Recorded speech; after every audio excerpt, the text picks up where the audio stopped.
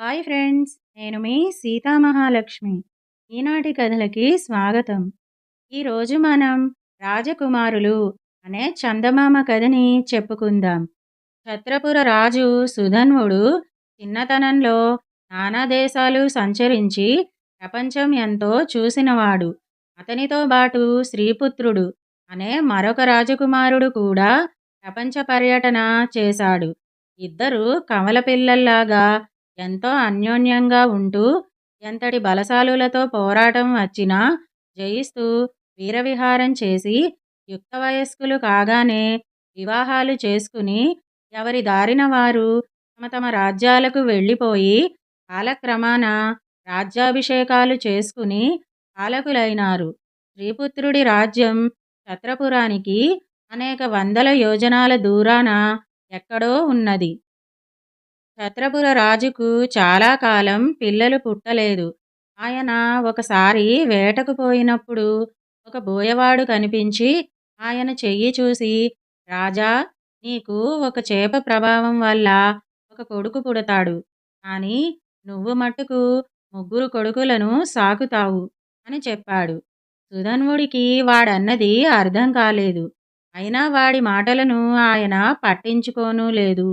అయితే ఆ మాట అక్షరాలా నిజమైంది. రాజు వేట నుంచి తిరిగి వచ్చే లోపల రాజుగారి జాలర్లు ఒక పంచరంగుల చేపను తెచ్చి అంతఃపురంలో ఇచ్చారు. ఆ చేప అపూర్వంగా ఉండటం చేత వంటలక్క దాన్ని వండి రాణిగారికి పెట్టే ముందు తాను రుచి చూసింది. చేప చాలా రుచిగా ఉన్నది. వంటలక్క మరికొంచెం తిని రాణిగారికి వడ్డించింది. రాణి కూడా దాన్ని పూర్తిగా తినక కొంత వదిలేసింది. రాణిగారు వదిలేసిన దాన్ని రాణిగారి పరిచారిక తినేసింది. ఆ చేపను తిన్న రాణి, వంటలక్క, దాసి కూడా గర్భవతులయ్యారు. 10 మాసాల అనంతరం ఒకే రోజున ముగ్గురు మగపిల్లలను ప్రసవించారు. ముగ్గురికి ఒకేసారి మగపిల్లలు పుట్టటమే అబ్బురమనుకుంటే ఆ ముగ్గురు ఒకే రూపు కలిగి ఉండటం మరింత అద్భుతమనిపించింది. రాజు తన కళ్ళతో చూస్తేనే గాని నమ్మనని ముగ్గురు పిల్లలను తెప్పించాడు. అయితే ఆ సమయంలో పిల్లలు తారుమారైపోయారు. ఇప్పుడు వీళ్లను నమ్మకంగా వేరు చేయటం సాధ్యం కాదు. ముగ్గురు ఒకే అచ్చులో పోసినట్టున్నారు గనక అందరినీ నా పిల్లలుగానే పెంచుతాను. ముగ్గురికి 3 రంగుల బట్టలు మాత్రం వెయ్యండి అని రాజు ఉత్తరువిచ్చాడు. పిల్లలకు ధీరుడు, వీరుడు, శూరుడు అని పేర్లు పెట్టారు. వాళ్ళు ముగ్గురు యుక్త వయస్కులయ్యాక సుధన్వుడు వారిని పిలిచి, మీలో ఒకరు నా అనంతరం సింహాసనం మీద కూర్చుంటారు. మీ శక్తి సామర్థ్యాలు నాకు తెలియాలి. మీరు మన అశ్వశాలకు వెళ్ళి మీకు నచ్చిన గుర్రాలను తీసుకుని దేశాలు తిరిగి నేనెన్నడూ చూడనిది ఏదన్నా పట్టుకురండి, వెళ్ళండి అన్నాడు. రాజకుమారులు ముగ్గురు కూడబలుక్కున్నారు. ధీరుడికి, వీరుడికి రాజు కోరినది ఏమీ బాగాలేదు. ఎందుకీయన మనని ఇలా తరిమేస్తున్నాడు అని వాళ్ళు విసుక్కున్నారు. ఆయన చెప్పినది అసంగతం కాదే, కాస్త ప్రపంచ జ్ఞానం సంపాదించటం మనకే మంచిది కదా అన్నాడు శూరుడు. వాళ్ళు ముగ్గురు మంచి గుర్రాలను ఎన్నుకుని వాటి మీద చాలా రోజులు ప్రయాణం చేసి ఒక వింతతోపు చేరుకున్నారు. అందులో ఒక నేరేడు చెట్టున వెండి రంగు గల కాయలున్నాయి. ధీరుడు చప్పున కొన్ని కాయలు కోసి, నాన్నగారు ఇలాంటి కాయలు చూసి ఉండరు, వీటిని తీసుకుపోయి ఆయనకు చూపించి యువరాజుగా అభిషేకం పొందుతాను అంటూ తన గుర్రాన్నెక్కి వెనక్కు తిరిగి వెళ్ళిపోయాడు. ఆపాటి ఆలోచన తనకు తట్టనందుకు వీరుడు చాలా నొచ్చుకుని, అయినా ముందు ముందు ఇంకా గొప్ప వింతలు కనబడవచ్చుననుకుని ముందుకే వెళ్ళాడు. సూర్యుడు కూడా అతనితో బాటే వెళ్ళాడు. కొన్ని రోజులకు వారు మరొక వింతతోపు చేరుకున్నారు. అక్కడ ఒక చెట్టున బంగారు రంగు గల వెలగకాయలున్నాయి. వీరుడు కొన్ని వెలగకాయలు కోసుకుని, నాన్నగారు ఈ వింతను ఎన్నడూ చూసి ఉండరు. వెండి నేరేడు పళ్ళ కన్నా ఇవి వింతగా ఉన్నాయి. నేను తప్పక రాజునవుతాను అని చెప్పి వెనక్కు తిరిగి వెళ్ళిపోయాడు. తర్వాత సూర్యుడు ఒక్కడే ముందుకు సాగాడు. అతను చాలా కాలం ప్రయాణించి ఒక విచిత్రమైన చిట్టడవి చేరుకున్నాడు. అక్కడ ప్రతి చెట్టు, ప్రతి పొద, ప్రతి దుబ్బు మణులతో చేసినట్టుగా ఉండి ఎండలో రకరకాల రంగులీనుతున్నది. ఈ చిట్టడవి నట్టనడుమ ఒక బంగారు భవంతి ఉన్నది. దాని గోడల నిండా వజ్రాలు తాపడం చేసి ఉన్నాయి. భవంతి ముందు ఒక భీకరమైన ముసలిది కూర్చుని ఉన్నది. ఆమె చేతిలో దగదగా మెరుస్తున్న ఒక పెద్ద కత్తి ఉన్నది. సూర్యుడు ఆమె తల తిప్పి తానున్న వైపు చూసేలోగా పొదలమాటున దాక్కున్నాడు. ఇటువంటి రత్నాల అడవి తన తండ్రి చూసి ఉండడని అతనికి తోచింది. ఒక చిన్న రెమ్మగాని కొమ్మగాని తుంపుకొని పోదామని అతను తన సమీపంలో ఉన్న పొద మీద చెయ్యి వేసేసరికి ఆ పొద బాధతో మూలిగింది. కనీసం దుబ్బు నుంచి గడ్డిపరక అయినా కోసుకుందామనుకున్నాడు. కానీ ఆ దుబ్బు బలహీనంగా నన్ను తెంపకు సూరా, ఇంటికి వెళ్ళు. ఇక్కడ చూసినదేదీ ఎవరికీ చెప్పకు. నీ తండ్రి దేశ సంచారం చేసినప్పుడు ధరించిన దుస్తులు, కత్తి తీసుకుని ఆయన ఎక్కిన గుర్రం మీద మళ్ళీ రా. నీకు మేలు కలుగుతుంది అన్నది. సూర్యుడు ఆ మాటలలో విశ్వాసం ఉంచి భయంకరమైన ముసలిదాని కంటబడకుండా చిట్టడవి నుంచి బయటపడి తన గుర్రం మీద ఇంటిదారి పట్టాడు. ఈ లోపల ధీరుడు ఇంటికి తిరిగి వచ్చి ఎండి నేరేడు పళ్ళు రాజుకు చూపించి ప్రపంచంలోకెల్లా వింత అయినవి తెచ్చాను అన్నాడు. నువ్వు ఎంతో దూరం వెళ్ళలేదురా బాబు. ఈ వెండి నేరేడు పళ్ళ చెట్టు మన రాజ్యం సరిహద్దు దాటి కొద్ది దూరంలోనే కదా ఉన్నది. ఆ చిన్నతనంలో నేను నా స్నేహితుడు ప్రతి ఉదయము ఈ చెట్టు గల తోపుకు షికారుకెళ్ళి వచ్చేవాళ్ళం అన్నాడు రాజు. ఈ మాట విని ధీరుడు హతాశుడయ్యాడు. వీరుడు తెచ్చిన బంగారు వెలగపండు చూసి కూడా రాజు ఆశ్చర్యపడలేదు. ప్రపంచం చూసి రమ్మని పంపితే ఇంత కొద్ది దూరం వెళ్ళి తిరిగి వచ్చావేం? ఒకప్పుడు నేను నా స్నేహితుడు ప్రతి సాయంకాలము ఈ చెట్టు వద్దకు షికారుకెళ్ళి వచ్చేవాళ్ళం అన్నాడాయన. దాంతో వీరుడి ఆశలన్నీ నీరు కారిపోయాయి. అంతేకాదు, తమకన్నా దూరం వెళ్ళిన సూర్యుడు ఏదన్నా వింత వస్తువు తెచ్చి వాడే రాజైపోతాడేమోనని వాళ్ళు మహా భయపడ్డారు. కానీ సూర్యుడు వట్టి చేతులతో తిరిగి వచ్చాడు. అతను రాజుతో, నాన్నా, నీకు తెలియని వింతలేవీ నాకు కనిపించలేదు. అయితే మళ్ళీ బయలుదేరుదామనుకుంటున్నాను. నువ్వు చిన్నతనంలో వాడిన దుస్తులు, కత్తి, నీ గుర్రము నాకు కావాలి అన్నాడు. రాజు మొదట ఆశ్చర్యపడి తర్వాత తన చిన్ననాటి దుస్తులు చినిగిపోయాయని, కత్తి తుప్పుపట్టిపోయిందని, గుర్రం లేచి నిలబడలేనంత ముసలిదైపోయిందని చెప్పాడు. అయినా సూర్యుడు వినిపించుకోలేదు. రాజు అతను కోరినవి ఇవ్వక తప్పలేదు. సూర్యుడు శిథిలమైపోతున్న దుస్తులు తొడుక్కుని కత్తికి తుప్పు కడిగి నడుము కట్టుకుని అశ్వశాలకు వెళ్ళి లేవలేని స్థితిలో ఉన్న ముసలి గుర్రాన్ని చూశాడు. అతను బలవంతంగా లేవదీస్తుంటే ముసలి గుర్రం సకిలించింది. ఆ సకిలింపు వెంబడి సూర్యుడికిలా మనిషి మాటలు వినిపించాయి. నాకు నిప్పులు పెట్టు అని. సూర్యుడిది విని నిర్ఘాంతపోయి చితుకులు తెచ్చి మంట చేసి కాలే కట్టెలు తెచ్చి గుర్రం నోట్లో పెట్టాడు. వెంటనే గుర్రం లేచి నిలబడింది. అది ఒక్కసారి మెడ విదిలించి గిట్టలతో నేలను గోరాడింది. పరమానందం చెంది సూర్యుడు ఆ గుర్రం మీద ఎగిరి కూర్చున్నాడు.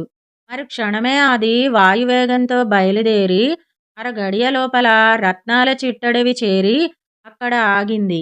అది సూర్యుడితో, సూరా, నువ్విప్పుడు చాలా జాగ్రత్తగా మసలుకోవాలి.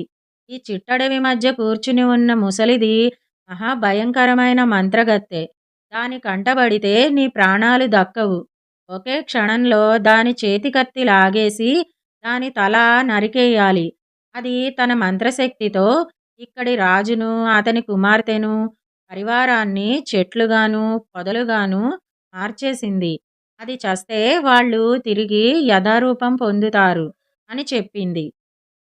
సూర్యుడు ఏమాత్రమూ జంకక తన వెంట తెచ్చిన కత్తి చేతబట్టి వెనక నుంచి మంత్రగత్తెను సమీపించి ఎడమ చేత్తో దాని చేతిలోని కత్తి లాగేస్తూ కుడి చేత్తో ముసలిదాని కంఠం నరికేశాడు.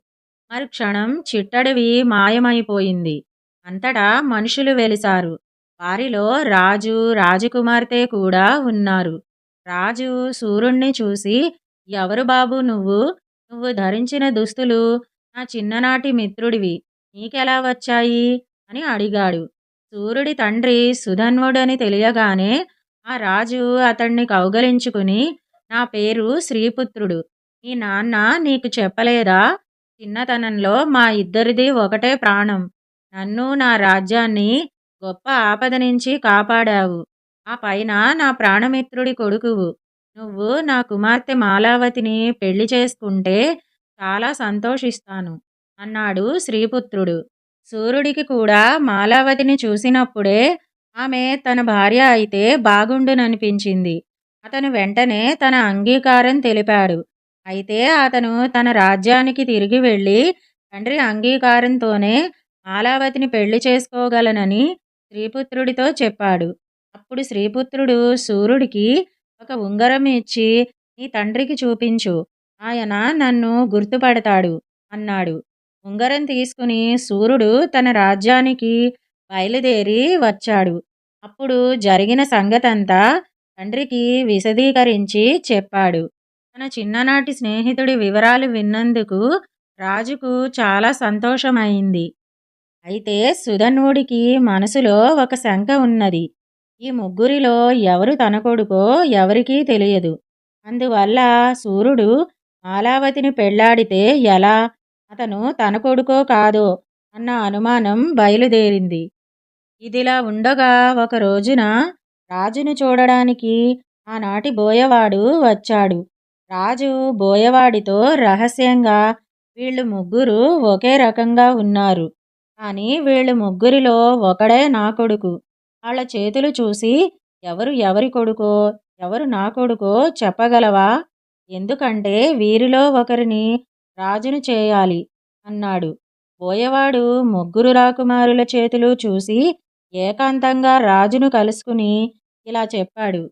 రాజా, ధీరుడనే పేరు గలవాడు నీకు పుట్టినవాడు. సూర్యుడనేవాడు దాసీకి పుట్టినవాడు.